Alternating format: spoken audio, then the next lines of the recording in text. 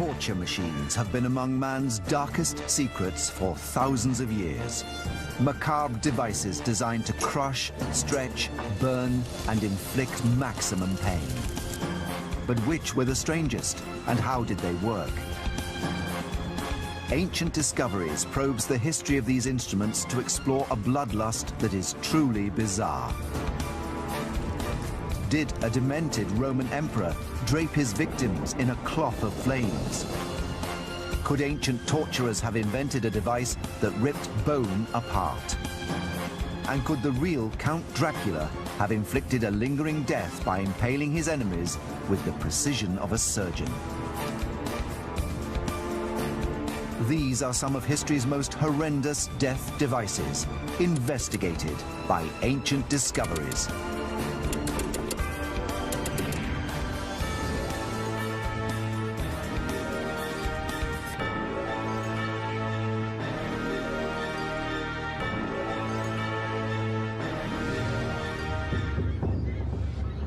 Historical documents contain descriptions of injuries, mutilations, and deaths caused by torture machines. But are these accounts accurate? Ancient Discoveries has brought together a group of experts to test some of these devices to see how they really work. Our investigation begins with a physical examination of how tension can rip a body apart. For millennia, bodies have been stretched to inflict pain. This torture has been practiced in different ways, but always working on the same basic principle: to stretch a person until he or she breaks at their weakest point.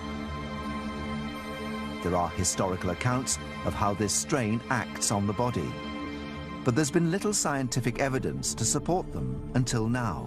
Traditionally, we regard joints as being the weakest part of the body because there's not bone across joints. Bone is visualized as being very hard and very resistant to stress forces. Traditionally, if something's going to be ripped apart, it will be at a joint.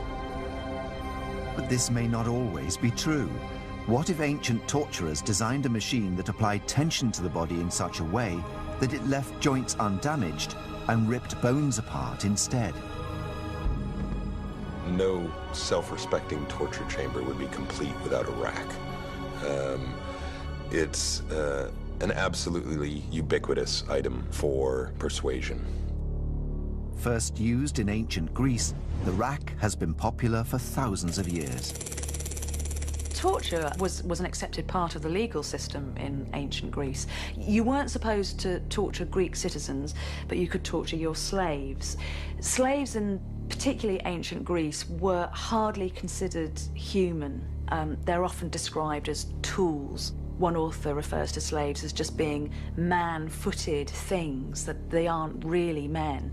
And it was thought that one of the only ways that you could get truth out of slaves was literally to pull the truth out of them. Historical accounts contain startling details of how the rack acted on the body. So cruelly racked at the pulleys that his limbs were forced apart at the joints.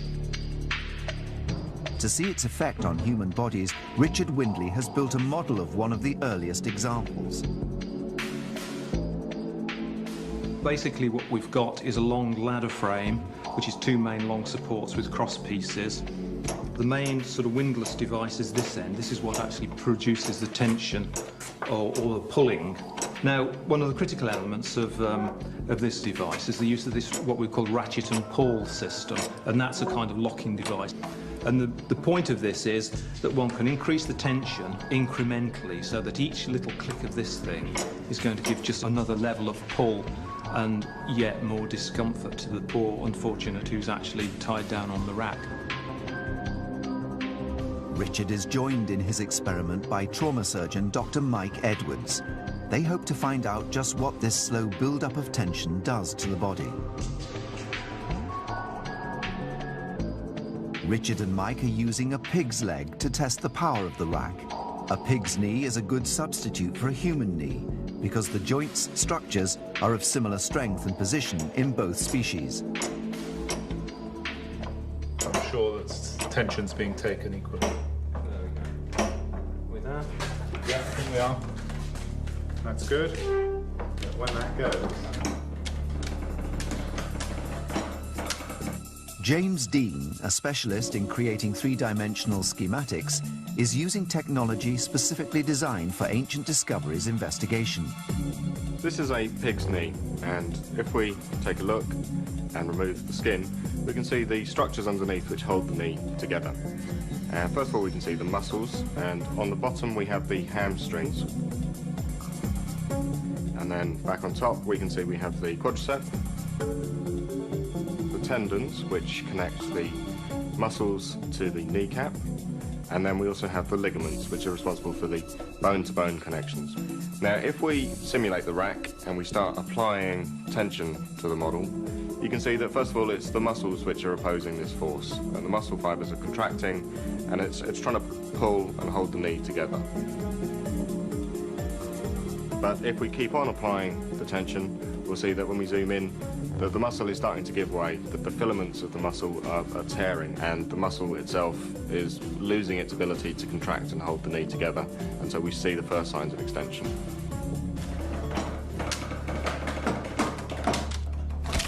Hold up. We've got movement here. Got some creaking. We've got some creaking. Well, I think that one of the tendons has gone just here on the back of the knee joint. Yes, I thought I felt something crack. No, you did. Something definitely went there. I don't think there's going to be much further to go before it starts coming apart. And I think probably we're finding that there's certainly some stretch inside the knee now. I just crank it up and let's keep going. So we've just seen that by continuing to apply tension to the knee, we have actually managed to rip the patella tendon out of its connection with the bone. And this has left the kneecap floating free. So if we zoom in and take a look, it's the Sharpie's fibres at the end of the tendon, which we can see here, which anchor the tendon into the bone, which have actually been ripped clean out of the bone. Now this area has got lots of blood vessels, it's got lots of nerve endings, so this injury is going to be very painful and very bloody. And if we go back to the wider scale, we can see that the only thing that hasn't been injured by the tension in the knee so far has been the elastic components, which are the ligaments. So whilst they've been stretched, they haven't been injured. Okay, slowly now. I can see it stretching. It's going. Yes, it's going. Hear that? Yes, it's gone. It's gone very easy now. That's it. It's gone. It's gone. We can see the two halves. Oh, well, that's interesting. This isn't what I expected at all.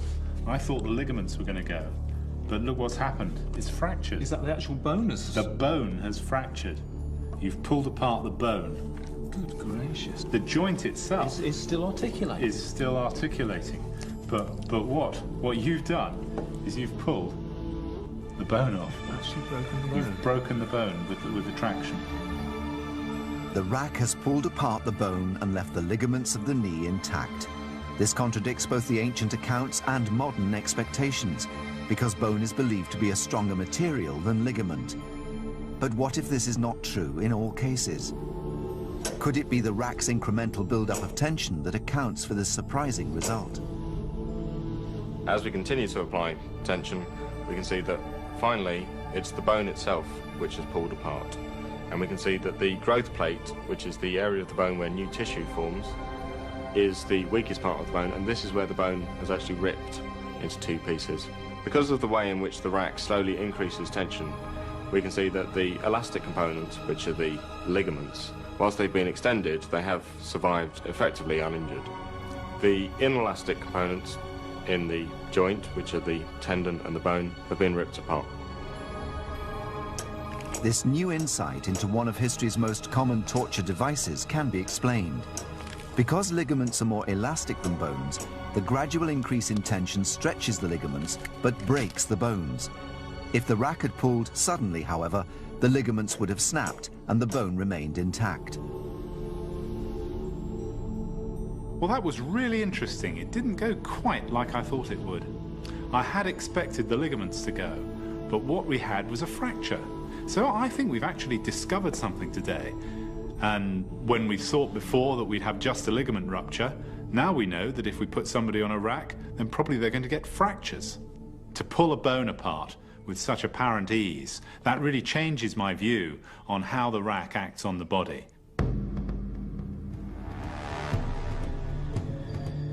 Meanwhile, in ancient Rome, an emperor devised a torture to entertain the crowds at the Colosseum.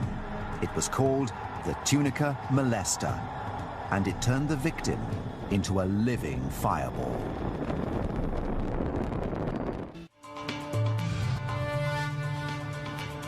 In the ancient world, the masses were often entertained with displays of torture and death, and this was never truer than in the Roman Games. These huge spectator events were put on in amphitheaters across the entire Roman Empire. We hear all kinds of accounts of very, very, very gruesome, very showy forms of torture being developed so that somebody can die an excruciating death in front of your eyes. One man who particularly enjoyed these ingenious new torments was the Emperor Nero. Among the Roman emperors, Nero stands out as kind of infamous for his use of torture and public spectacles. He made them elaborate festivals of pain. Nero is remembered for one of the most spectacularly cruel tortures ever seen in the amphitheaters of Rome, a torture that turned a man into a human torch. An account written by the first-century poet Lucilius describes a torture designed at the request of Emperor Nero. It was called the tunica molesta. The tunica molesta is a particularly unpleasant reenactment of the mythological death of Hercules. Hercules was tricked, in myth, into putting on a poisoned tunic. The poison burnt his flesh to the bone. The pain was so unbearable that Hercules set himself on fire. The Romans kind of act this out in the amphitheater, in which condemned criminals are forced to put on a tunic impregnated with inflammable material, and then it's set fire to. How was this torture designed to maximize the spectacle for the audience? By creating an explosive and long-lasting fireball on a living human being.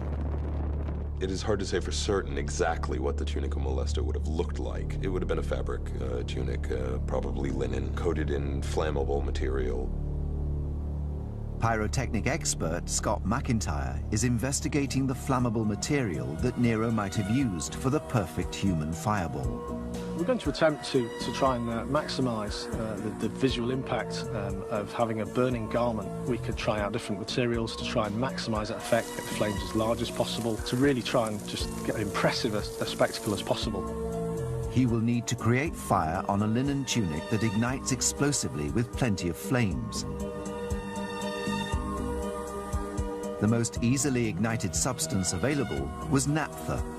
It would have been around in Roman times. It's a very thin liquid, looks just like water, but it contains flammable vapours that will be readily given off at this kind of temperature.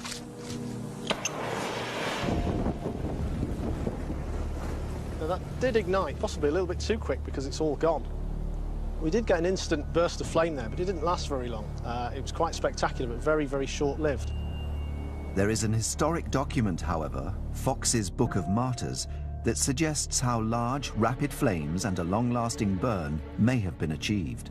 He had some dressed in shirts made stiff with wax and set on fire in his gardens. Nero's technicians could have used a wax or paste. By thickening a flammable liquid into a paste, they would have been able to apply more of the fuel to the linen, resulting in a longer-lasting burn. I have a thickening agent here, which hopefully mixed with the naphtha will allow us to bulk it up so we can actually get a large body of fuel on the garment, and then hopefully we can extend that burning time and still harness the same properties that we have, the instant ignition, big yellow flames. Straight away, you can see it's sticking very, very well.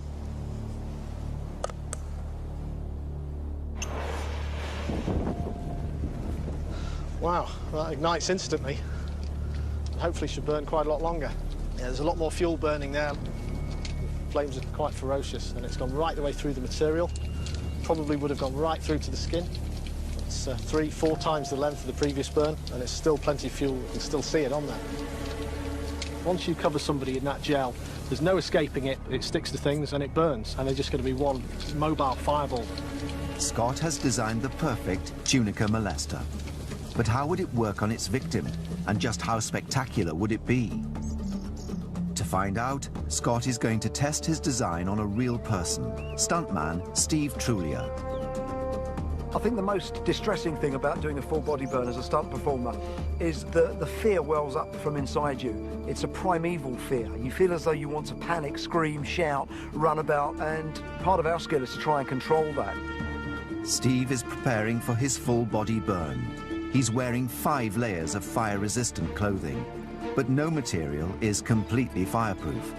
The naphtha gel has not been used on a human being for thousands of years, and once it is alight, it's totally uncontrollable. Give me a thumbs up if you're happy.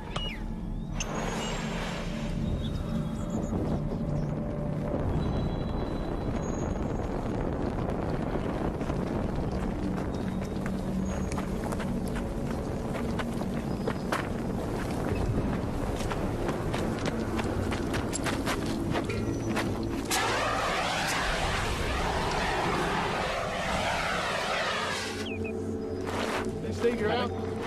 Hey, Steve! Okay.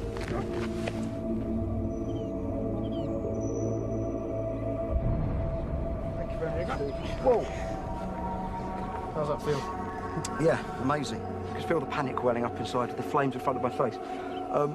I can't imagine what that must be like for somebody that's really been burned.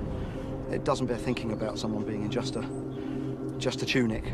I think wanting to get the flames out of your face is the most important thing there. That's the primeval urge. I think anyone being burnt with a tunica molesta will have been running, I would think, almost anything to get your face out of those flames. On that burn, the flames went so high, so quickly, it surprised me. It's a sudden, full-size fireball. There's no build-up, it's just wallop, taking everybody by surprise. The test proves that it is possible to create a large fireball that will last for up to a minute. An agonizing spectacle. That felt different from most of the stunt burns that I do, because I've been really aware since this job came in that this was really done to people. And I was aware of that throughout the whole tunica molesta process. So it felt different. It was more poignant in a way. And it's made me quite pensive and thoughtful about the whole process.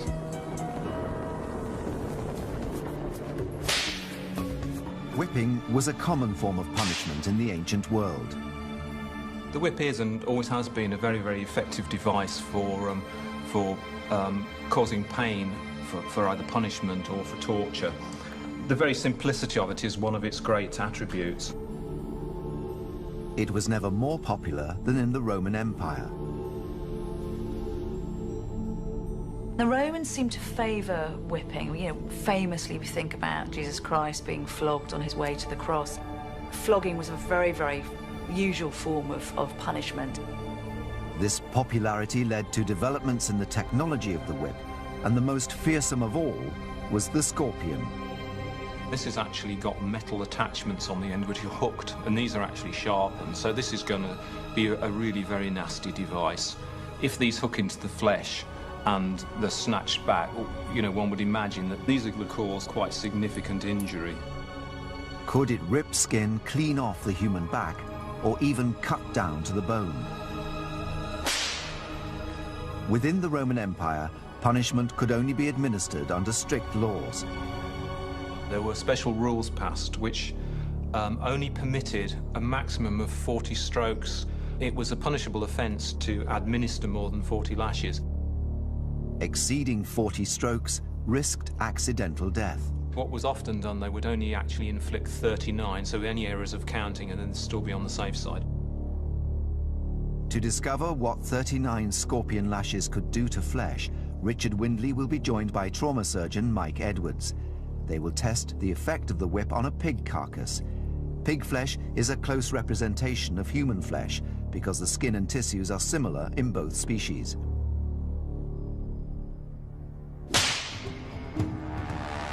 Richard administers 39 lashes of the scorpion. The pig's flesh will not show bruising or bleeding because it's not living tissue, but it will reveal the physical effects of the tearing. Right, well, we can see here that there are lots of little, about 1 centimetre lacerations, and here you can see this is quite a deep laceration. Yes. You can see from the structure of this hook here what the effect would have been as this thing had engaged. It would have stuck in the tissues, and then as you pulled it out, would have ripped. If this were a living being, presumably this would be covered in blood by now. Oh yes, each one of these little cuts you can see here would undoubtedly be bleeding. This would be red raw. But the law restricting the flogging to 39 lashes did not apply to everyone. Those condemned to crucifixion could be whipped until close to death. So what would happen if the scorpion was used for more than 39 lashes? You probably would have started tugging the skin off. I think the chances are you could even be whipping down to the bone with something like this, and you'd be tearing the strips of flesh off the ribs. This was the fate of thousands of men and women that were crucified under the Roman Empire.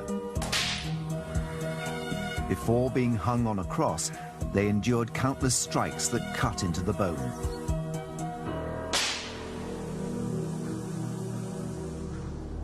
Another form of cruel punishment was used centuries later in medieval Europe, when the penalty, it was believed, should fit the crime. If the sin had been lying or blasphemy, the appropriate sentence was the pear of anguish. The pear is an insult, it's an assault on the human body. Our mouths are used in breathing, in eating, in communication, and the pear violates all of those.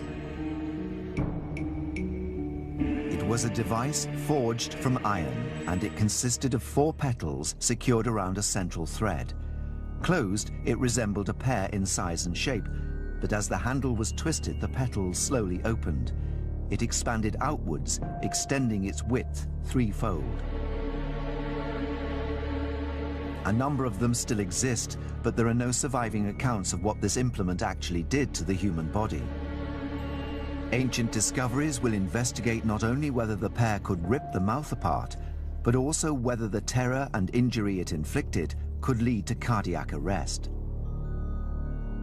Forensic dentist Dr. Catherine Adams will analyze the effects of the pear of anguish on the mouth.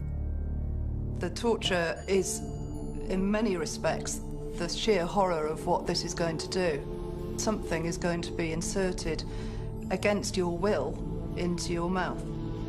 The first obstacle to the torturer is going to be the teeth.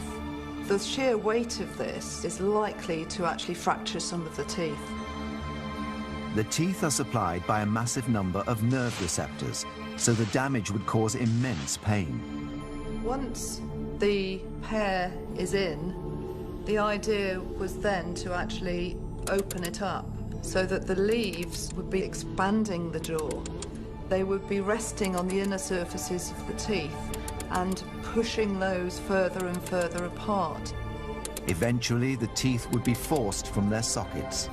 If you've ever had a tooth extracted in the dentist, you know that the nerves will have been anaesthetized, but imagine having that without an anesthetic. As the pear expands, what will happen is that the jaw will actually dislocate. Compounding this, there will be swelling at the back of the mouth, and it is possible that the airway could start to close over. The obstruction in the mouth, the shock and the constriction of the windpipe would make breathing more and more difficult. This would lead to hypoxia, a reduced level of oxygen in the blood. The hypoxia is going to have significant effects on the rest of the body. The major organs will be starved of oxygen, in particular the brain, and eventually what that will do after a couple of minutes is that it's going to cause cardiac arrest. During this medieval period, the Inquisition sentenced thousands to be burnt at the stake. But did these victims actually die from burning, or was death caused by inhaling the flame itself?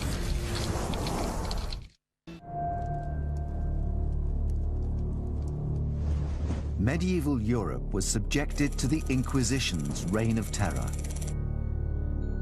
The Inquisition was established by the Roman Catholic Church to crush opposition from heretics.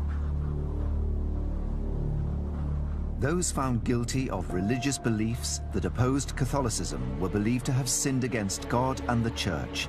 Thousands of people were sentenced to death, burning them was considered a mercy.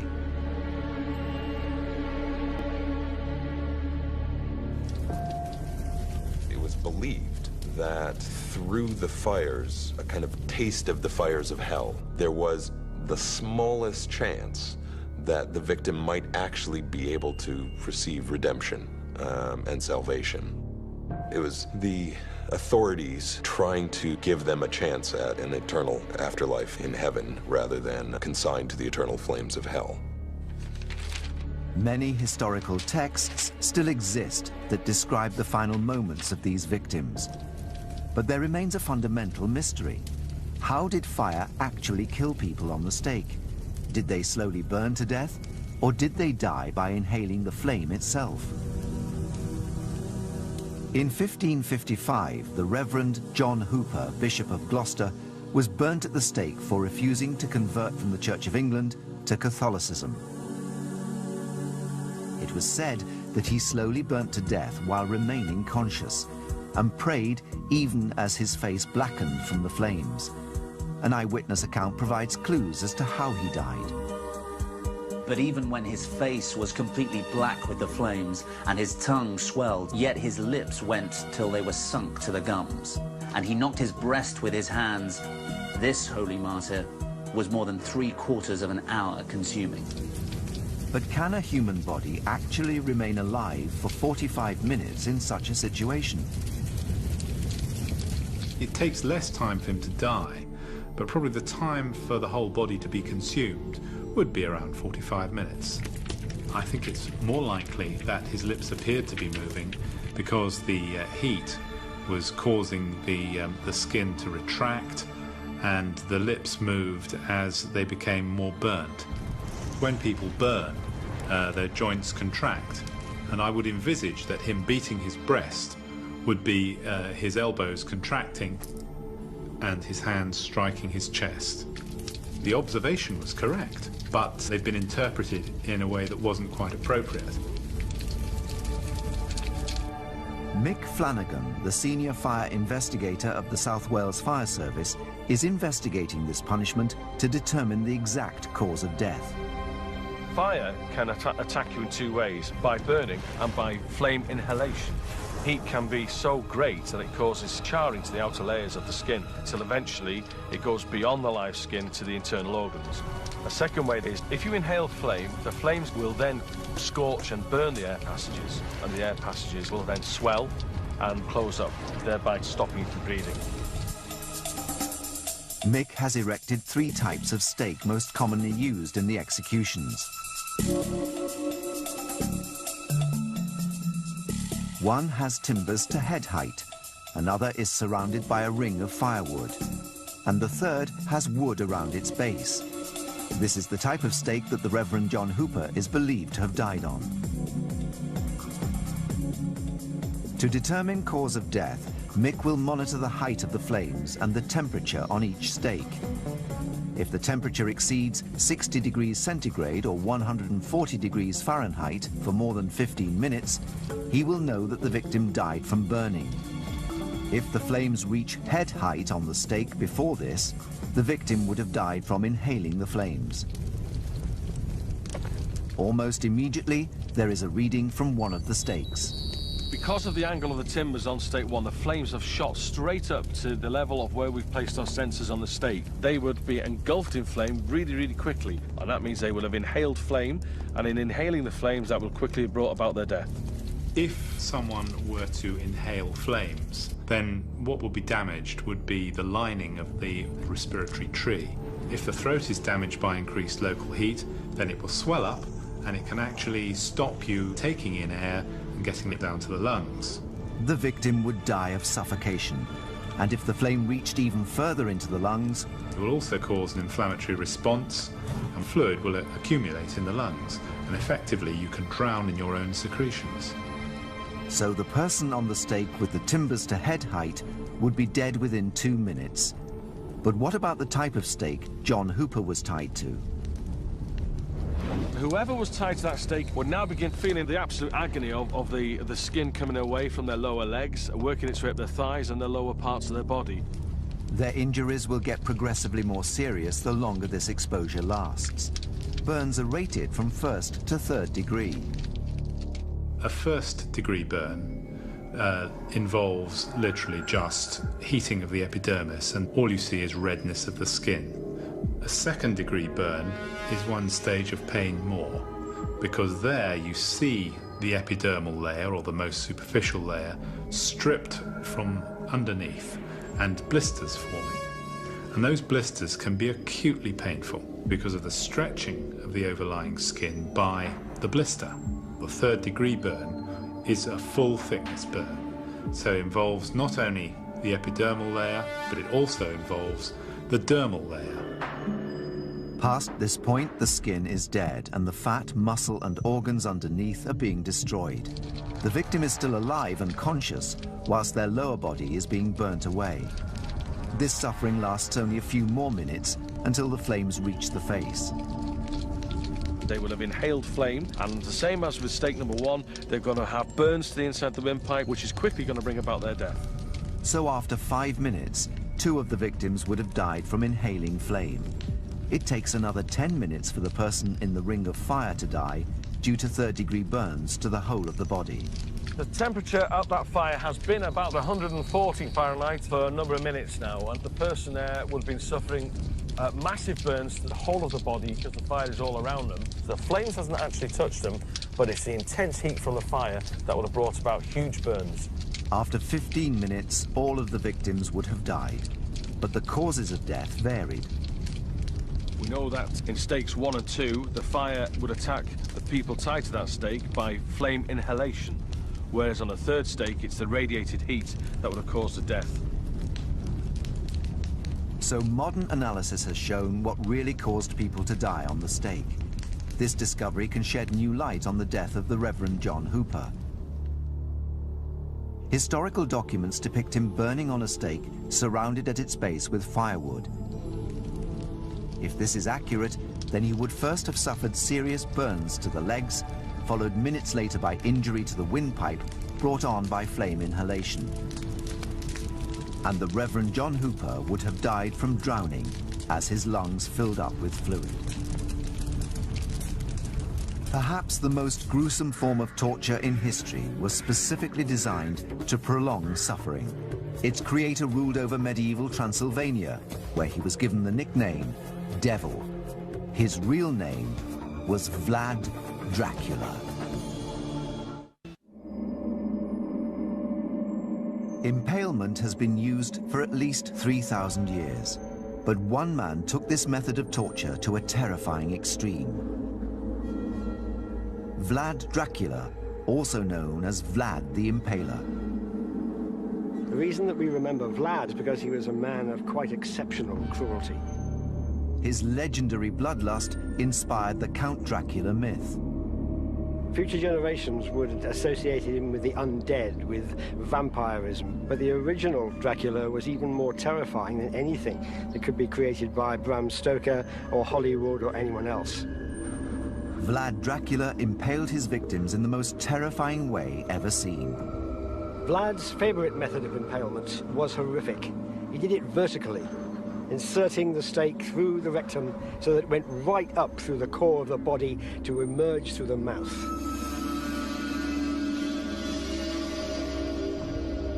What is most horrific is the fact that it took so long for people to die.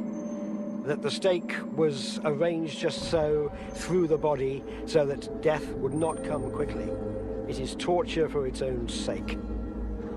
Historical accounts describe victims surviving fully impaled for hours or even days. Experts have dismissed these stories as folklore. But can modern science show that it's actually possible to impale a human body through its very core in such a precise way that the victim could survive for up to 2 days?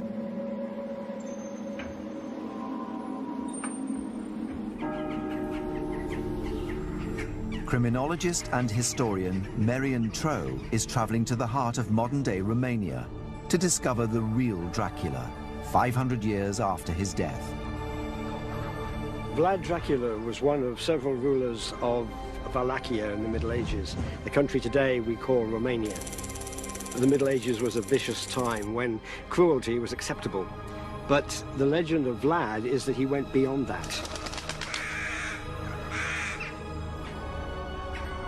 This is almost certainly the kind of stake that Vlad the Impaler would have used. It's made from pine, and Wallachia is full of pine forests.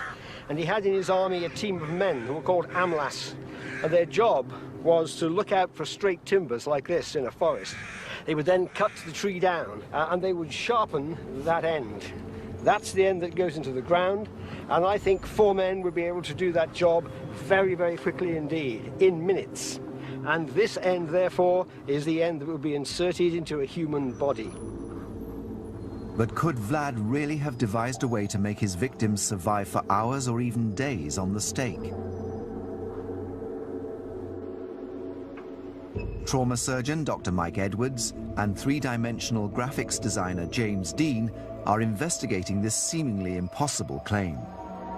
If a stake is traveling through the pelvis and abdomen into the chest, all these areas are very richly supplied with blood vessels and nerves and organs. The chances of one of these vital structures being hit are exceedingly high. If the major blood vessels or organs are damaged, death will be rapid. People probably wouldn't be able to live more than a few minutes. James and Mike will impale a computer-generated body to discover whether there is a path from rectum to mouth that can avoid these delicate structures. If such a route exists, then it is possible that Vlad could also have discovered it, and thus devised a method of impaling that prolonged death. We're using a 3D model of a person. We can have a look at bones, we can see the organs, we can see the blood vessels, and we can manipulate that in 3D and see if we can find a route to get a stake to go through it. This is the stake here. If you insert it to this level here, which is about the level of the 5th lumbar vertebrae, up to about here. Now there's the point. We're in the danger area here. The stake is advancing through the pelvis. If it damages either of the major blood vessels, the vena cava or aorta, the victim would die from internal bleeding within minutes. Now if you advance the stake a little bit further, the stake is coming up behind the bladder, but in front of the main blood vessels.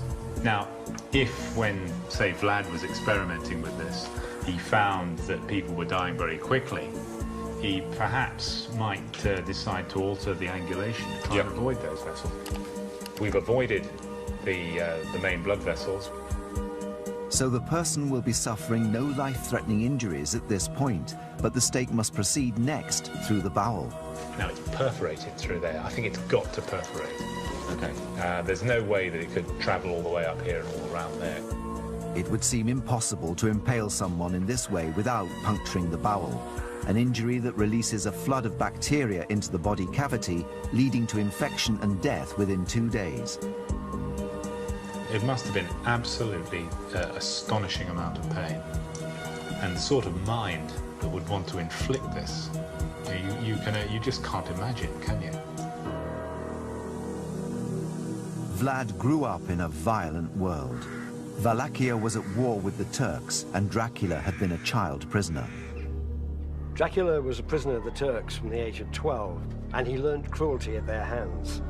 Because of the way of life at the Turkish court, he may well have been sexually assaulted. This, he saw, was a means of revenge. He could use the notion of that sexual assault, and he could twist it in his own mind into impalement. And it colored the whole of the rest of Dracula's life. The victim has been skewered through half of his body, but amazingly would still be alive. He can breathe, and blood still pumps around the body, the two systems vital to sustain life. Now Mike and James must navigate past the heart and lungs. If this stake went a little bit backwards and through the heart, then death would be within minutes, very quickly. I think we need to maximize this space between the heart and the back of the sternum, because then that will allow our stake to travel up and push the heart backwards rather than perforate it. The sternum, or breastbone, would deflect the stake back into the body. Scraping up the inside of the sternum, we haven't perforated the lungs, and although obviously it must be presenting problems with breathing, I would say breathing would be very difficult and very laboured. Let's just advance the stake, shall we? And let's see how much it impinges the windpipe. It's my impression that probably they would be feeling, if they were still alive, they would be feeling this coming through. And the natural reaction would be to pull the head backwards to allow this thing to come up. That's going on up and up and up. And let's put it right the way through now. In order to survive, the airway must be clear. Yep. And I think, at this point where it's coming through the neck, that is not compatible with life, because you no longer have an airway. At first inspection, it seems impossible to impale someone and keep them alive for days. Death would occur due to suffocation. But James has an idea. Thinking about it, it could be, the taper on it could be much longer, in which case the bit that's coming through the neck and mouth could actually be quite a lot thinner. If the taper on the end of the stake was narrower, it would not block the victim's windpipe and prevent breathing. If this is possible, the ancient accounts might actually be correct. While James and Mike continue to investigate, Merian is at the scene of Vlad's most gruesome victory. This was in 1462, when Vlad led Wallachia in a war against the Turks. His army was only a third of the size of that of the Turks. They were well-trained, well-disciplined, well-organized, and Vlad's army was none of those things. All he has left is shock tactics. And here, in a field, he impaled, according to some accounts, up to 20,000 people. Some of them would have been captured Turks, but most of them were his own people. They were men, they were women, they were children. When the Turks saw that, they stopped in their tracks. Mehmed II, their leader, was astonished and appalled. According to some accounts, he turned his horse around and rode back, and his army followed. The field of the impaled has got to be the most dramatic and dynamic use of torture for intimidation the world has ever seen. Vlad was responsible for this terrible massacre. But could this horror have been made even worse? Could Vlad have acted to keep those 20,000 people alive on the stakes? When the stake came through the mouth, it was too wide and would have suffocated the victim within a few minutes. James is thinning the taper on the stake in an attempt to open the airway and therefore slow death. We can see straight away there that the airway is not compromised that much. They're potentially still alive. So this is potentially how Vlad did it, I think. I think we might have made a discovery here. I think it's entirely possible that he might have been able to I think so. When you present it this way, you can see it as a clear passageway, can't you? From the rectum right the way through to the top of the neck. So I think we have to take those contemporary texts fairly seriously now. Yeah, I would agree. Vlad put thousands of people to death by impaling them. With this number of executions, it's easy to imagine how he might have experimented with different stake shapes and sizes and different methods to finally develop the most drawn-out and agonizing procedure possible. I was initially unsure as to whether this could have been done.